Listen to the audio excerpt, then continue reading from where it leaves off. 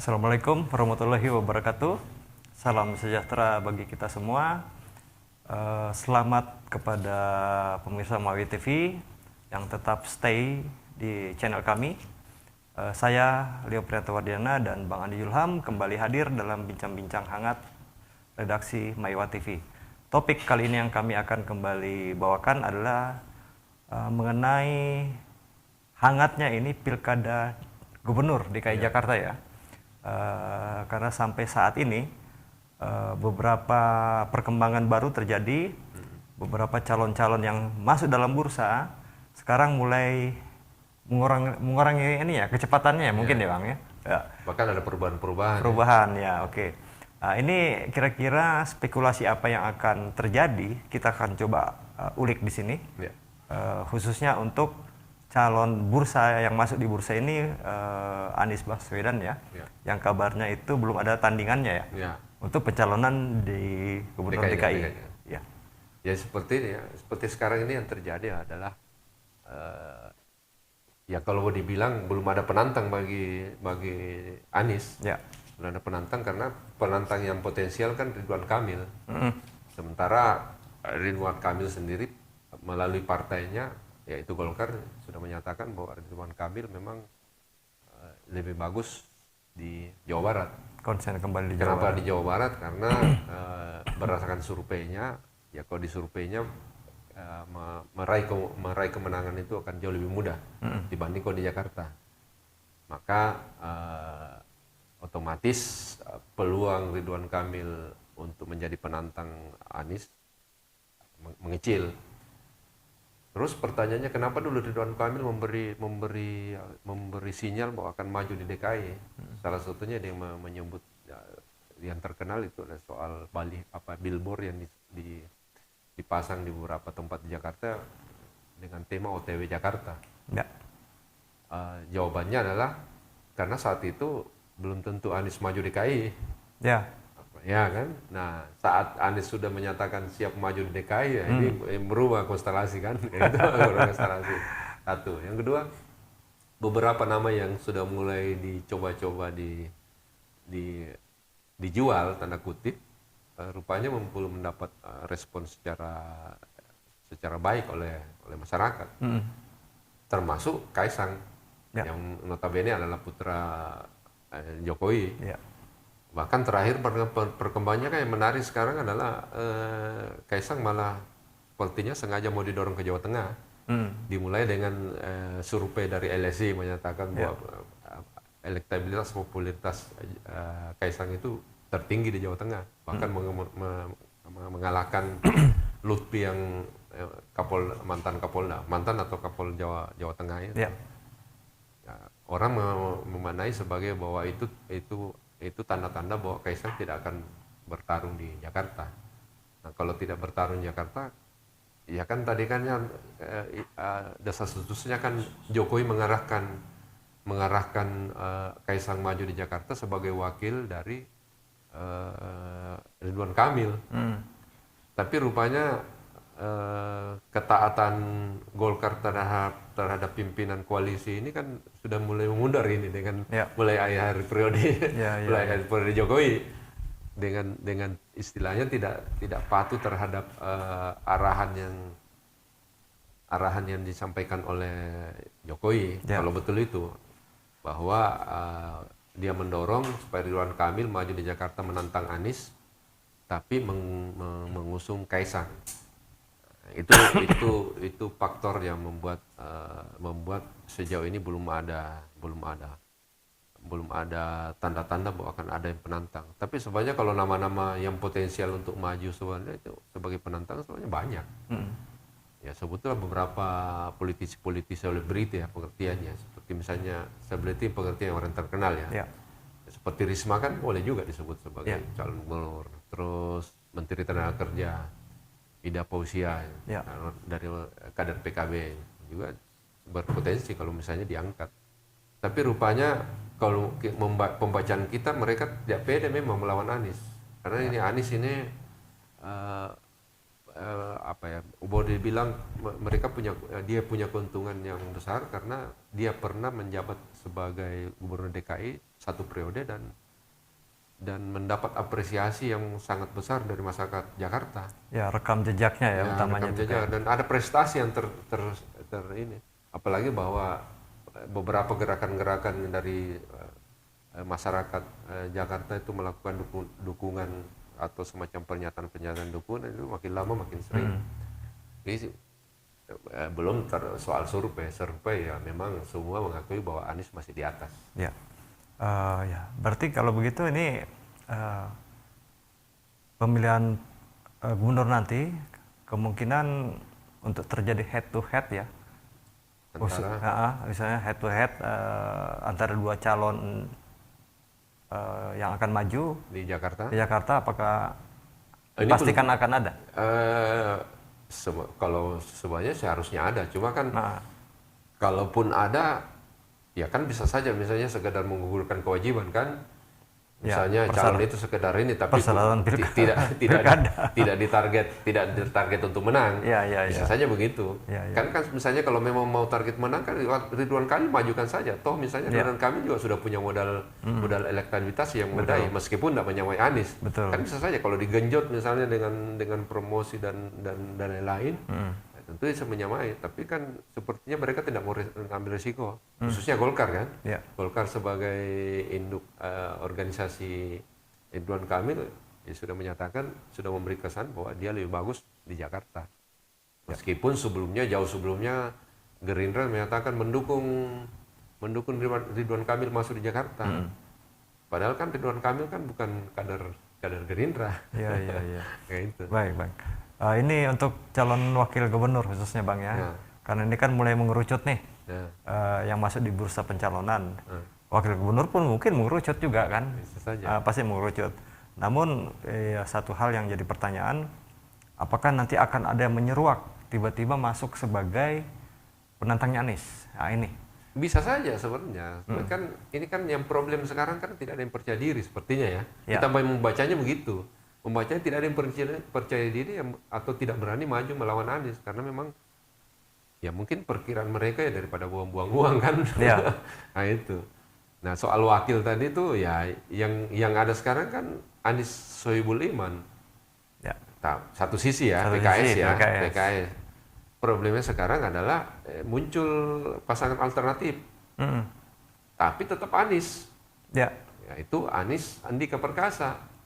Yang kalau itu misalnya kalau itu maju berarti kan PKB dengan PDIP. Jadi sebenarnya yang dinamis ini adalah justru Anies. Siapa calonnya bukan siapa penantangnya kan. Nah kalau kita bicara penantang kan ya dia mesti harus level nasional. Artinya memang minimal harus menteri.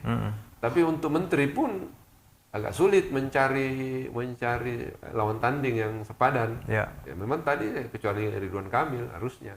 Tapi kan ya, Golkar realistis daripada lepas dua-dua lebih baik salah satunya Jawa Barat. Apalagi kalau misalnya Golkar berhitung soal jumlah penduduk. Kan Jawa Barat kan jumlah penduduk terbesar di Indonesia, 40 juta lebih kan. Karena semua orang sekarang yang dilakukan dalam pilkada ini adalah sudah bicara soal Pilpres 2029. Gitu. Nah, Golkar kalau berpikir seperti itu kan lebih baik dia memelihara konstituen yang 45 juta yang ada di Jawa Barat. Daripada saya harus bertarung di Jakarta yang belum tentu bisa mengalahkan Anies. Seperti pepatah mengatakan bahwa mengharapkan hujan dari langit, air di tempayan ditumpahkan kan. Sampai kita misalnya mau ngambil dua-duanya salah satu mau ambil dua-duanya malah dua-duanya tidak dapat. Nah cara melawan Anies ini ya satu-satunya adalah bagaimana supaya dia gagal. Nah sekarang strategi itu seperti misalnya itu juga bisa dimainkan. Kan pengakuannya Idrus Marham pada saat talk show salah satu televisi juga mengatakan bahwa bukan menjegal, tapi kita melakukan strategi meskipun konsekuensinya orang akhirnya tidak bisa maju, dianggap itu sebagai gerakan politik yang halal kan, itu ya dikritik, tapi ya begitulah apa yang disampaikan. Ya, itu yang dikhawatirkan kalau misalnya ternyata Anies dengan segala cara supaya dia tidak maju.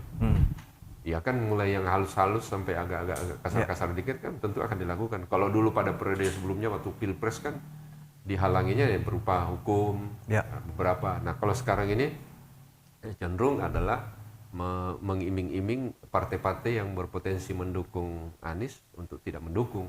Contohnya PKS dulu kan, sempat kan diisukan bahwa PKS itu diiming-imingi misalnya menteri dengan terus mengganti biaya Pilpres, terus menempatkan PKS sebagai wakil gubernur. Isu desas-desus itu berkembang. Nah, tapi akhirnya kan selesai karena akhirnya PKS menyatakan mendukung Anies, meskipun syaratnya bahwa dia harus menggandeng ini sebagai cawagupnya. Nah, tinggal itu sekarang. Tapi pada perkembangan terakhir kan ada lagi gerakan yang bertemu antara PSI dengan PKS. Ya, kalau kita gambarkan sebagai sebuah upaya, saya kira bisa saja dimaknai bahwa ini ada upaya untuk membuat PKS tidak terlalu sepenuhnya mengusung Anies. Ya. Ini satu lagi Bang ya. Ini kan kita lihat bahwa figur Anies itu begitu kuat ya, sekali. Begitu kuat. Namun apakah ada kemungkinan partai-partai yang memiliki kursi banyak ini, yang cukup dominan ya kursinya di DPR, DKI, itu bersatu untuk mencari figur penantang Anies. Jadi kita berhitung di hitungan ini kekuatan kursi. Kursi bisa saja. Cuma kan petanya begini. Kalau di DKI kan masalahnya ini PKS ini terbesar 18 kursi. 18 kursi. Di bawahnya ada PDIP 15, Gerindra 14. Ya kalau Gerindra bisa saja dia calonkan siapa? Bisa saja mengumpulkan partai-partai lain untuk melawan Anies. Pertanyaan siapa? Ya tokoh yang tadinya misalnya Risa Patria yang wakilnya Anies pada periode pada pertengahan jalan kan diganti kan? Risa Patria kan malah lari ke Tangerang Selatan. Ya, betul. Berarti kan kader Gerindra yang notabene adalah mantan wakil gubernur DKI pun tidak mau bertarung di DKI. Nah, terus PDIP, ya kalau PDIP kalau lawannya Istana Jokowi sih mau dia. Tapi kalau untuk melawan Anies buat apa kan? Ya, bahkan menurut teorinya kita kalau seandainya Kaisang maju gubernur di DKI kemungkinan besar hampir bisa dipastikan PDIP ada di lawannya. Nah, kalau di lawannya kan pasti Anies lagi kan? Yang sekarang justru yang jadi heboh bahwa ada peluang Anies didukung oleh PDIP. Ada peluang. Nah kalau itu bergabung kan jadi. Apalagi kalau tidak salah ingat saya ada semacam pernyataan ya. Bila Ridwan Kamil tidak maju, Gerindra dipastikan tidak maju di mana?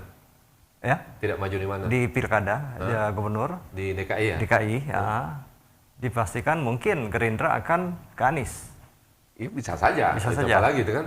Kan sekarang ini daripada tidak ada kan gini ada problem friksi soal KIB dan Kim ini kan masih ada ini. Indonesia Koalisi Indonesia Maju dan koalisi perubahan kan. Ya friksi itu. Nah, tapi di beberapa kasus ini terakhir ini sudah mulai tidak terpakai itu. Contoh tadi Kang Leo sebutkan bisa saja misalnya Gerindra adalah pemerintah bisa saja malah ke Anies kan bisa saja. Kan sebaliknya kan terjadi di beberapa contoh lah misalnya di Sumatera Utara. Sumatera Utara kan PKB sudah mendukung Bobi Nasution yang notabene adalah koalisinya Pak Jokowi kan. Nah, sebaliknya di Jakarta bisa terjadi itu kalau mereka tidak segera menemukan figur yang kuat. Karena kalau dipaksakan ya itu tadi contoh Kaisang misalnya. Kalau dipaksakan maju terus tidak lolos kan jadi kurang bagus di mata publik terhadap keluarga Jokowi. Lebih bagus dia lari ke Jawa Tengah. Kenapa? Jawa Tengah satu mungkin ya kalau betul itu hasil survei di elektabilitas lebih bagus, ya memang itu basisnya kan. Kemarin kan kita tahu kan pilpres kan basis bansos. Ya, maksudnya. Basis bansos, jadi sangat masuk di akal kalau Kaisang masuk ke situ. Sementara kalau misalnya di Jakarta memainkan bansos, hampir tidak mungkin dia akan berhasil. Ya. Karena kan relatif kan masyarakatnya lebih terdidik dan lebih ekonomi lebih bagus, rata-rata bagus kan. Ya. Nah itu saya kira hitungan apa itu ilmiah yang menjadi alasan kenapa sekarang cenderung orang-orang yang ada sekeliling Kaisang lebih mendorong Kaisang maju ke gubernur Jawa Tengah. Ya. Oke Bang. Jadi untuk sementara Anies masih Sejauh ini ya. megang Ya, bukan tapi Anies kan, ya, ya. Figurnya Ya. masih cukup membekas di. Tapi ini kan masih ada waktu nih. Iya. Ini kan berapa bulan lagi? 2 bulan kan berapa 2 bulan. lagi? 2 bulan lagi kan? Kita tidak tahu tiba-tiba ada muncul kan figur yang kira-kira kuat kan? Ya, tapi kalau secara logika 2 bulan itu memunculkan figur yang baru dipoles dari awal, saya kira agak sulit ya. Sementara Anies ini kan isu-isu bahkan isu-isu menempa partai pengusungnya itu kan bahkan menjadi promosi gratis bagi Anies kan. Ya. Contohnya misalnya antara PKB dengan PKS. Bahwa tidak sejalan malah jadi berita. Terus misalnya PKB mau bergabung dengan PDP mengusung Anies Andika malah jadi berita kan. Ya, betul. Contoh misalnya Andika orang di mana-mana malah dibahas. Andika mau nggak? Dia kan jenderal, masa mau jadi wakil gubernur kan? Kan Ya. jadi berita kan. Jadi berita. Promosi sementara yang di pihak sebelah siapa yang mau diangkat karena berita apa pun juga tidak ada terangkat karena nama pun tidak ada. Ya. Gitu. Baik Bang. Baik pemirsa, mungkin harapan demokrasi ya dari pilkada gubernur di Jakarta itu bisa berjalan dinamis dengan munculnya figur-figur baru yang minimal setara ya dengan Anies.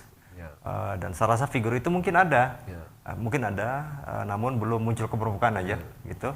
Kalau apalagi ini kan gejalanya yang muncul sekarang ini saya sebutkan tadi sudah mulai muncul tanda kutip ketidakpatuhan anggota koalisinya Istana ini terhadap keputusan Istana kan. Ya. Ya, contoh tadi kan soal di Jawa Barat kan.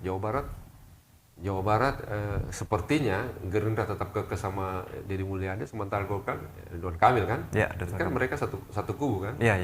Mulai tidak bersatu. Ya, Jakarta juga akhirnya seperti itu ya, daripada bertarung misalnya buang-buang amunisi kan. Ya. Banten bahkan sudah jelas kan kalau koalisi besar itu di satu sisi melawan koalisi Golkar.